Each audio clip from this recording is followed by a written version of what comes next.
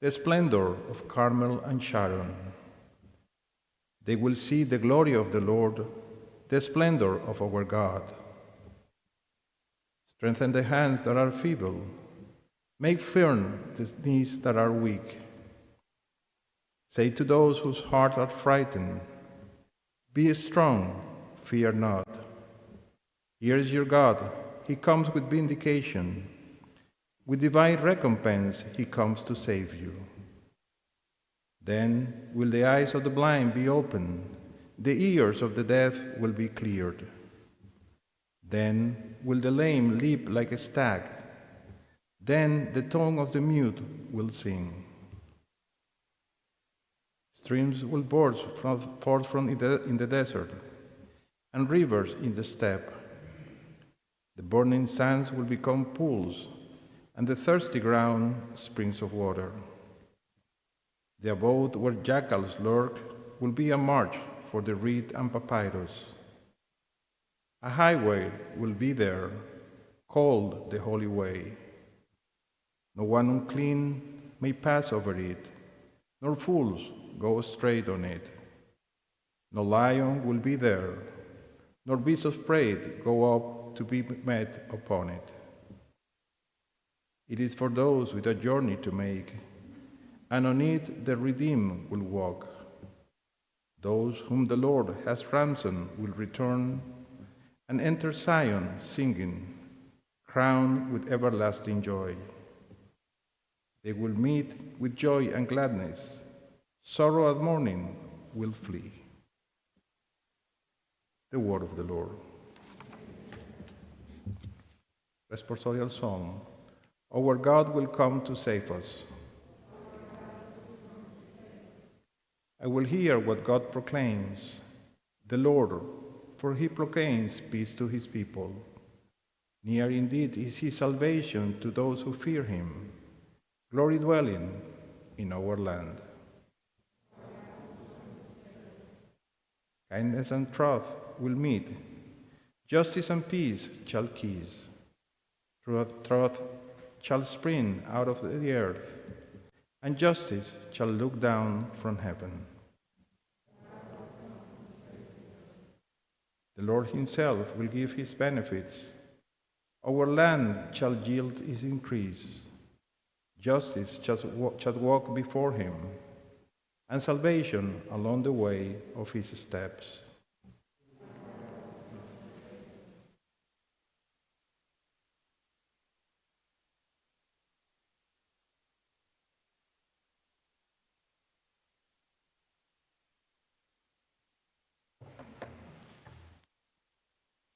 Alleluia, alleluia. Behold, the King will come, the Lord of the earth, and he himself will lift the yoke of the captivity. Alleluia, alleluia. The Lord be with you. Reading from the Holy Gospel according to Luke. One day as Jesus was teaching, Pharisees and teachers of the law, who had come from every village of Galilee and Judea and Jerusalem, were sitting there, and the powers of the Lord was with them for healing. And some men brought on a stretcher a man who was paralyzed. They were trying to bring him in and set him in his presence. But not finding a way to bring him in because of the crowd, they went up on the roof and lowered him on the stretcher through the tiles in the middle on the front of Jesus. When Jesus saw their faith, he said, "As for you, your sins are forgiven." Then the scribes and the Pharisees began to ask themselves, "Who is this who speaks blasphemies? Who but God alone can forgive sins?" Jesus knew their thoughts and said to them in reply, "What are you thinking of in your hearts? Which is easier to say, 'Your sins are forgiven,' or to say, 'Rise and walk'?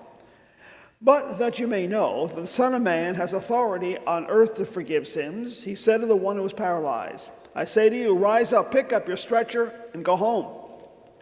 He stood up immediately, and before him picked up what he had been lying on, and went home, glorifying God. Then astonishment seized them all, and they glorified God, and struck with awe they said, "We have seen incredible things today." The Gospel of the Lord.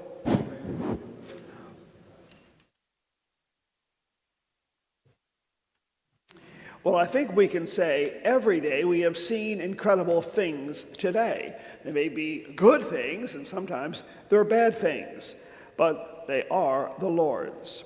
As we begin another week of Advent, second week on our journey, we hear again from the prophet Isaiah, who's the prophet during this time, and writing before the time of Jesus, about 700 years before Jesus was born, there was great uncertainty in the kingdom of Judah. And Isaiah begins to prophesy and tell about the Messiah who comes, and the fulfillment of the promises that God has made to the people. And God will come to save his people. Isaiah says, the desert will bloom, streams of waters will burst forth, and the blind will see, the deaf will hear, and the mute will sing. So, Isaiah is saying the Messiah is coming, these good things are going to happen. So Israel waited for the coming of the Messiah. And yet, when he did come, they failed to recognize him and rejected him. And we see such an example of the rejection in the gospel today. As Jesus